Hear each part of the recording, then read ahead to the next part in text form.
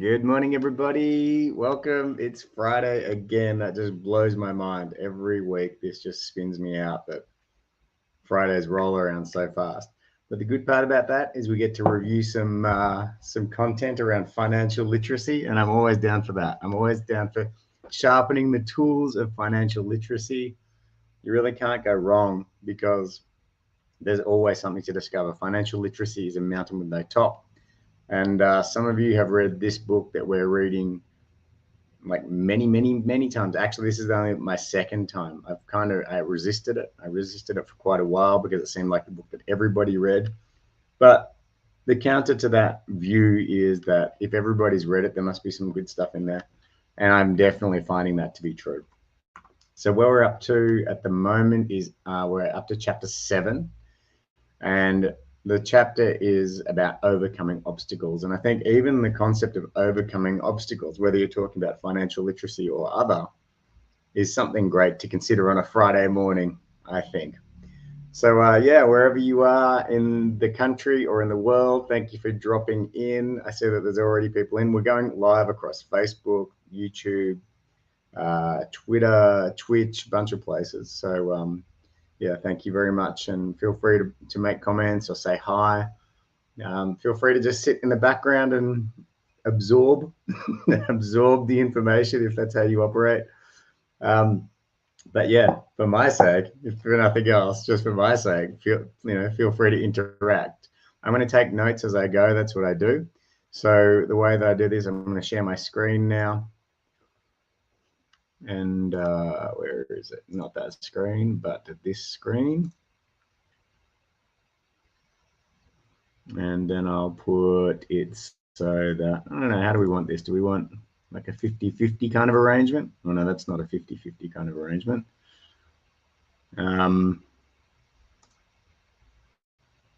Let's go with small me, big writing. Yeah. No, what we'll do is we'll go big me, small writing, and then when we stop to talk, we'll go small me, big writing.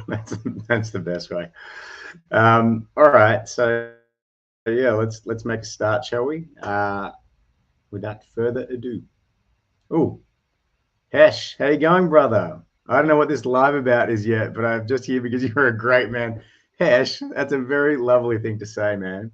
And also, the chess coach you introduced me to changed my life, brother. Like seriously, my chess rating is flying up, and it's all because of you introducing me to Diego. So thank you so much for that.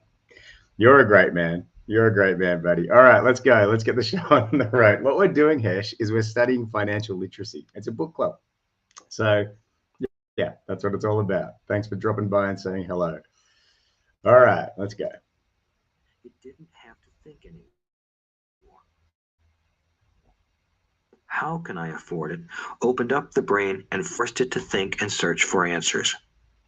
But most importantly, he felt the words, I can't afford it, were a lie. And the human spirit knows it. The human spirit is very, very powerful, he would say. It knows it can do anything.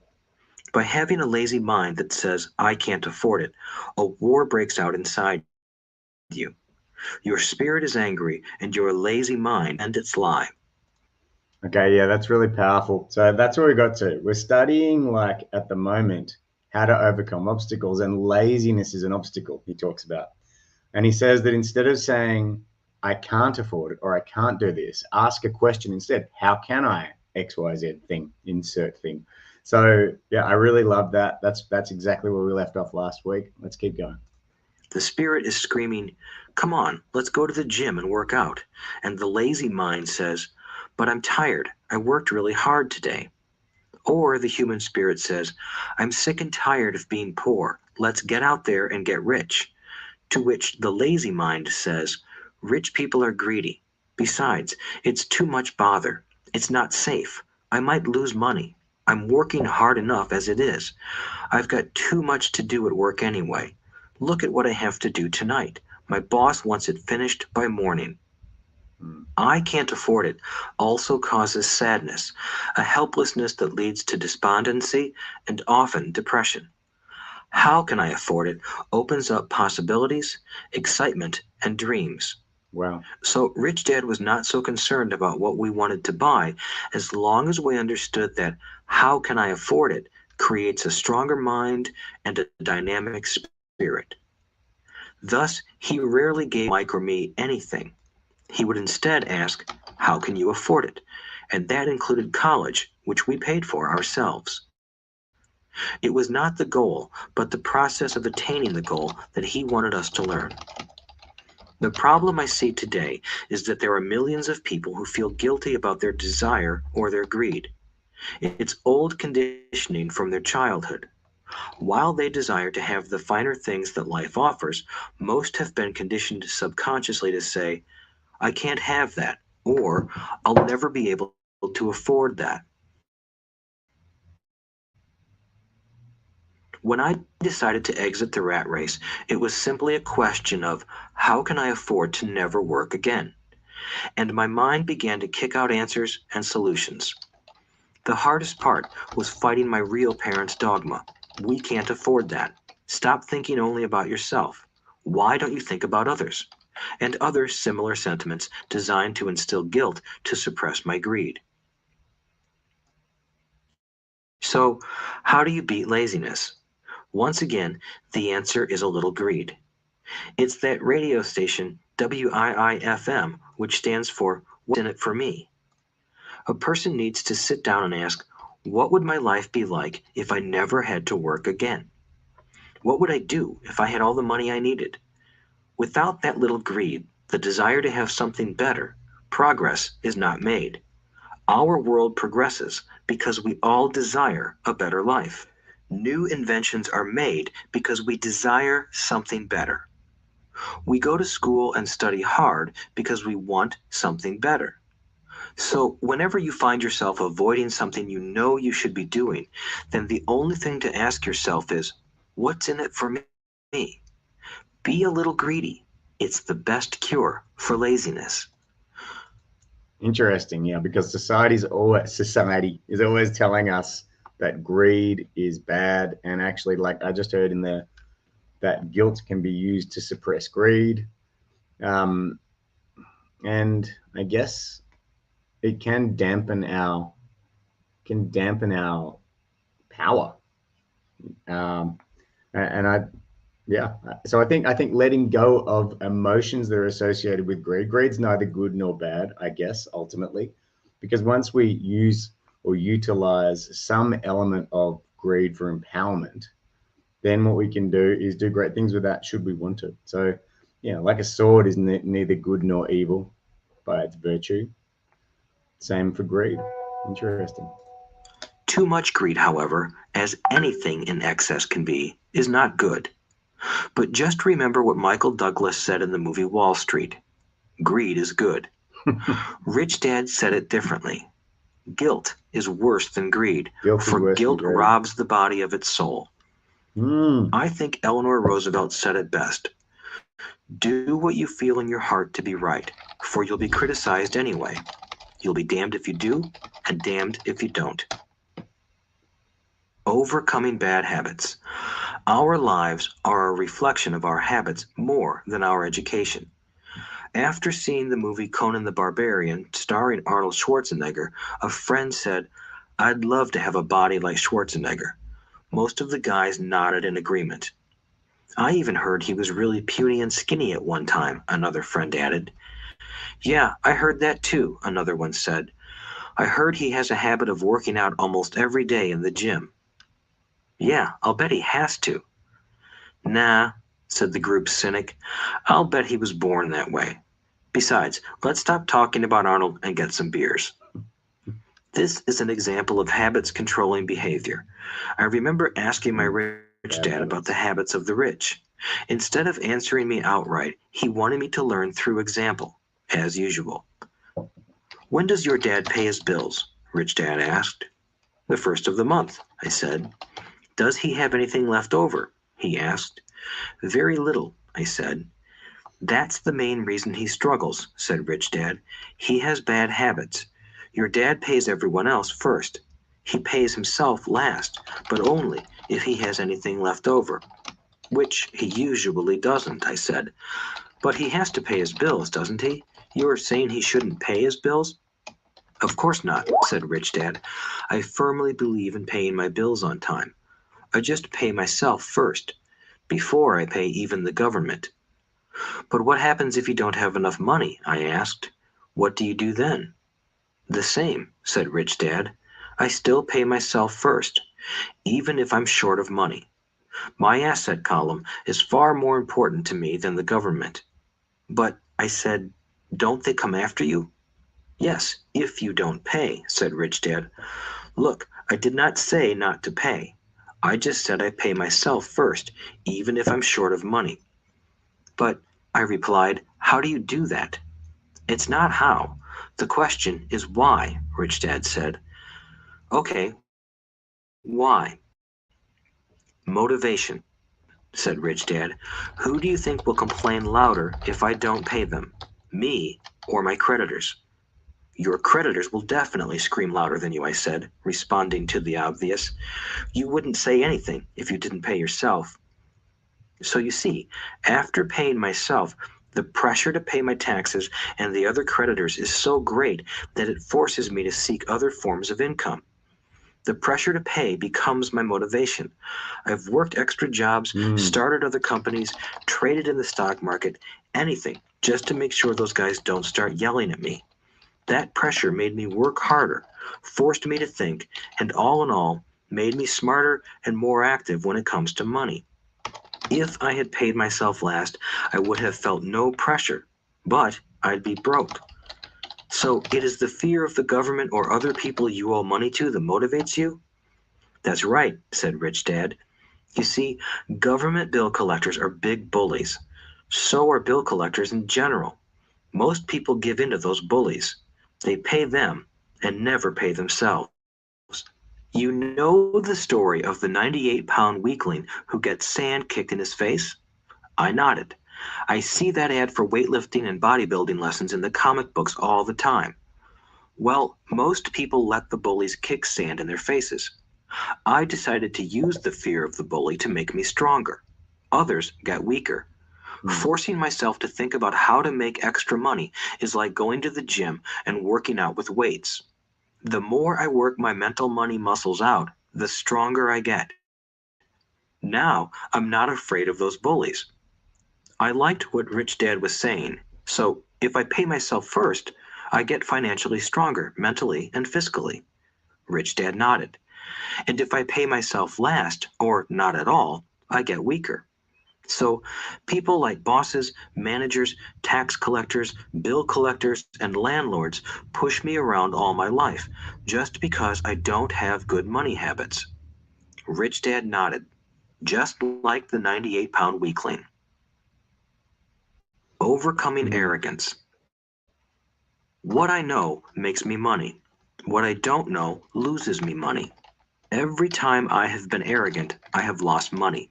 Because when I'm arrogant, I truly believe that what I don't know is not important, Rich Dad would often tell me. I have found that many people use arrogance to try to hide their own ignorance. It often happens when I am discussing financial statements with accountants or even other investors. They try to bluster their way through the discussion. It is clear to me that they don't know what they're talking about. They're not lying, but they are not telling the truth. There are many people in the world of money, finances, and investments who have absolutely no idea what they're talking about. Most people in the money industry are just spouting off sales pitches like used car salesmen.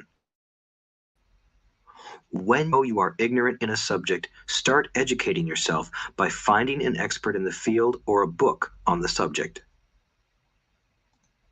Yeah. Wow. So I definitely see that all the time myself as well. In myself, I'm on the mats with my jiu-jitsu coach the other day, Sean, and he's like, Anton, get into a 4-point position, right? And I'm not sure. I think that means there's 4 points of contact on the ground. So I start doing something. We go through this whole exercise, and at the end, I'm like, no, what am I doing here? Like, I need to ask my coach what the hell a 4-point position is. Like, he's talking to me like I should know it. So because he's talking to me like I should know it, I start pretending that I know it. I don't know it. So at the end, I'm like, okay, that's great. And also, what is a 4-point position? And he's like, oh, okay, that's a wrestling thing. So now I know because I don't watch any wrestling. I'm a jiu-jitsu guy, and yeah, some of the guys do extracurricular, wrestling, which is fantastic. But I haven't been. So that's what I got for myself. It shows up even in people who are out to continually develop themselves. You can still find yourself faking it until you make it. And yeah, there's no cheese down that tunnel. So make sure that you cough it up if you don't know. And the funny thing about that is that the more authentic and vulnerable I am, the more people want to do business with me most of the time. Like, yeah, there's some old school people. No, actually, that's not even true. I can't think of a time where when I'm being authentic and vulnerable, the people don't want to actually just assist. So yeah, that's I really do get that the arrogance. What I don't know loses me money, especially if I fake it. Like if I fake that I know it when I don't know it, that's a problem.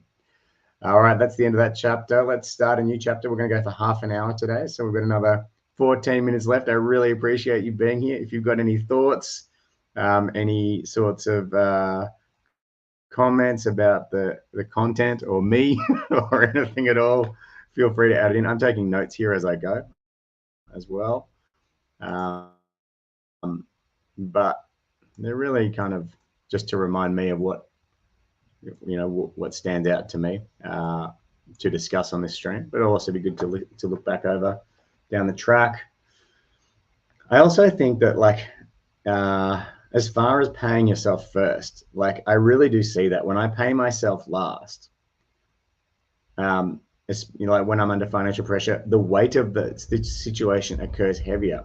Like obviously, if friends are involved, I really always try and pay them and myself first. But if it's someone like the government, I really see that all of this is a conversation. Ultimately, all of this, if I call up the ATO and say, hey, you've given me a fine for this tax return because it was late or whatever, even the ATO wipe off the debt. They really do. They don't, like, everything is a conversation. And if you're willing to have that conversation, you are going to be surprised at what you can achieve. And paying yourself first causes you to have those types of conversations that you wouldn't otherwise have. All right, let's keep going. Chapter 8, Getting Started. There is gold everywhere. Most people are not trained to see it. I wish I could say acquiring wealth was easy for me, but it wasn't. So in response to the question, how do I start? I offer the thought process I go through on a day-to-day basis. It really is easy to find great deals. I promise you that. It's just like riding a bike. After a little wobbling, it's a piece of cake. But when it comes to money, it takes determination to get through the wobbling. That's a personal thing. To find million-dollar deals of a lifetime requires us to call on our financial genius. I believe that each of us has a financial genius within us. The problem is that our financial genius lies asleep, waiting to be called upon. It lies asleep because our culture has educated us into believing that the love of money is the root of all evil. It has encouraged us to learn a profession so we can work for money, but failed to teach us how to have money work for us. It taught us not to worry about our financial future because our company or the government would take care of us when our working days are over. However, it is our children, educated in the same school system, who will end up paying for this absence of financial education. The message is still to work hard, earn money, and spend it. And when we run short, we can always borrow more. Unfortunately, 90% of the Western world subscribes to the above dogma, simply because it's easier to find a job and work for money. If you are not one of the masses, I offer you the following 10 steps to awaken your financial genius. I simply offer you the steps I have personally followed. If you want to follow some of them, great. If you don't, make up your own. Your financial genius is smart enough to develop its own list. While in Peru, I asked a gold miner of 45 years how he was so confident about finding a gold mine. He replied, "There's gold everywhere. Most people are not trained to see it." Mm. And I would say that is true. In real estate, I can go out and in a day come up with 4 or 5 great potential deals, while the average person will go out and find nothing, even looking in the same neighborhood. The reason is that they have not taken the time to develop their financial genius. I offer you the following 10 steps as a process to develop your God given powers, powers over which only you have control. 1. Find a reason greater than reality, the power of spirit. If you ask most people if they would like to be rich or financially free, they would say yes. But then reality sets in. The road seems too long with too many hills to climb. It's easier to just work for money and Mm. hand the excess over to your broker. I once met a young woman who had dreams of swimming for the U.S. Olympic team. The reality was that she had to get up every morning at 4 o'clock to swim for 3 hours before going to school. She did not party with her friends on Saturday night. She had to study and keep her grades up, just like everyone else. When I asked her what fueled her superhuman ambition and sacrifice, she simply said, "I do it for myself and the people I love. It's love that gets me over the hurdles and sacrifices." A reason or a purpose is a combination of wants and don't wants. When people ask me what my reason for wanting to be rich is, I tell them that it is a combination of deep emotional wants and don't wants. I will list a few. First, the don't wants, for they create the wants. I don't want to work all my life. I don't want what my parents aspired for, which was job security and a house in the suburbs. I don't like being an employee. I hated that my dad always missed my football games because he was so busy working on his career. I hated it when my dad worked hard all his life and the government took most of what he worked for at his death. He could not even pass on what he worked so hard for when he died. The Mm. rich don't do that. They work hard and pass it on to their children. Now, the wants. I want to be free to travel the world and live in the lifestyle I love. I want to be young when I do this. I want to simply be free. I want control over my time and my life. I want money to work for me. Those are my deep-seated emotional reasons. What are yours? If they are not strong enough, then the reality of the road ahead may be greater than your reasons. I have lost money and been set back many times, but it was the Mm. deep emotional reasons that kept me standing up and going forward. I wanted to be free by age 40, but it took me until I was 47, with many learning experiences along the way. As I said, I wish I could say it was easy. It wasn't. Yeah, I can really relate to everything he's talking about. And for me, it's been this kind of journey. It's not a straight line to financial freedom. Like I go through stages of feeling financially trapped. Even now, like I've got so many businesses on the go. They work for the most part, and then every once in a while, some little curveball comes along, and so I actually don't know. I don't know of a future. Like let's say I'm investing in crypto, and then you look at the crypto market right now. So my crypto stuff is kind of in the toilet, but it's not forever. It's just there as long as I don't cash it out. But I don't know this feeling personally of I never have to worry about money again, and I can just do whatever I want. So that seems to be one of the things that I would like. I don't know what I would do at that time. I think I would just do more business. That is the thing. And then that more business that I do would ultimately probably put me in the same position I'm in now because I would have big, grander ideas and want to have more impact and get more results. And then so I'd scale, and then some other curveball would come along and put me back in the same position. So like, I love doing business. I love wheeling and dealing and finding opportunities. Um, but yeah, as far as what I want, I think I want personally a sense that money is just never an issue for me ever again. That's actually, if I'm really honest, what drives me at the moment. If I had that, then I don't know what I would do next. Um, Love definitely is a huge driver for me, like being able to either travel with my children and go on adventures or see my partner in a different country or whatever it might be. Like love drives me a lot. Probably it's the biggest driver. And then there's just like actually the feeling of doing a successful transaction, like bringing things together and making it work and seeing money move, people trusting each other to move money from one place to another is a really like it releases dopamine for me. So that's and actually the harder it is, the more dopamine seems to be released. So yeah, so there's definitely like an addiction there. Anyway, that's just me and how I operate. Um, yeah, hopefully you are thinking about this for yourself at the same time and in that inquiry, because this is not just, I'm not trying to just give a piece of knowledge here. I don't, it's something to just be continually looking at. But yeah, what drives you? What don't you want? And what do you want? But it wasn't that hard either. I've learned that without a strong reason or purpose, anything in life is hard. If you do not have a strong reason, there is no sense listening further. It will sound like too much work. 2. Make daily choices. The power of choice. Choice is the main reason people want to live in a free country.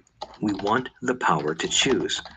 Financially, with every dollar we get in our hands, we hold the power to choose our future, to be rich, poor, or middle class. Our spending habits reflect who we are. Poor people simply have poor spending habits. The benefit I had as a boy was that I loved playing Monopoly constantly. Nobody told me Monopoly was only for kids, so I just kept playing the game as an adult. I also had a rich dad who pointed out to me the difference between an asset and a liability. So a long time ago, as a little boy, I chose to be rich, and I knew that all I had to do was learn to acquire assets, real assets. My best friend, Mike, had an asset column handed to him, but he still had to choose to learn to keep it. Many rich families lose their assets in the next generation simply because there was no one trained to be a good steward over their assets. Most people choose not to be rich. For 90% of the population, being rich is too much of a hassle. So they invent sayings that go, "I'm not interested in money. I'll never be rich. I don't have to worry. I'm still young. When I make some money, then I'll think about my future. My husband or wife handles the finances." The problem with those statements is that they rob the person who chooses to think such thoughts of two things. One is time, which is your most precious asset. The second is learning. Having no money should not be an excuse to not learn, but that is a choice we all make daily.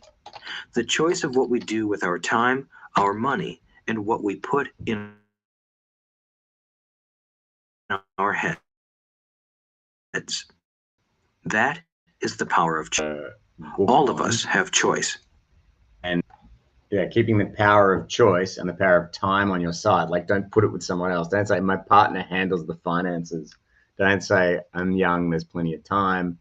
And definitely, like, as far as empowering future generations, that's interesting. Like, I've got a friend of mine, Al, I know him through jiu-jitsu, and he and his 11-year-old son have invented a board game called Reddle, and he's coming over to play it. I'm going to live stream it. It's a financial game designed to. Hopefully he's going to get it into schools.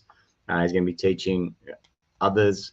It's a financial literacy board game, and there is this guy, Rich Dad Poor Dad guy, Robert Kiyosaki. He has a game called Cash Flow. He goes on to talk about that a lot later on in this book. But yeah, I think playing games is an access to financial literacy. It's not the be all and end all by any standards, but gamifying things really does work. I think we know that. Yeah, I'm looking forward to seeing that, and hopefully we can. Like, actually, I'm looking for a couple more people to play. It's going to be like not this Sunday, but the next one. It's going to be at my house. Got the coffee machine here. We're going to, yeah, as I said, stream the whole thing. He's going to explain how to play the game. But if you're interested in coming over and being part of that, I think I'm hoping to get my son involved. So it'll be him and his son, me and my son, and maybe one or two extra people would be great. So if that's something you're into, just DM me, and you can be part of the live stream and learn a financial game. That is it for today, my friends. I hope you had a great time. I did. I enjoy sharing with you. I enjoy you stopping by. Hesh, thanks again for everything, man. And thanks for being here today. And yeah, wishing you the greatest of weekends. And I'll be here exactly the same time next week. All right.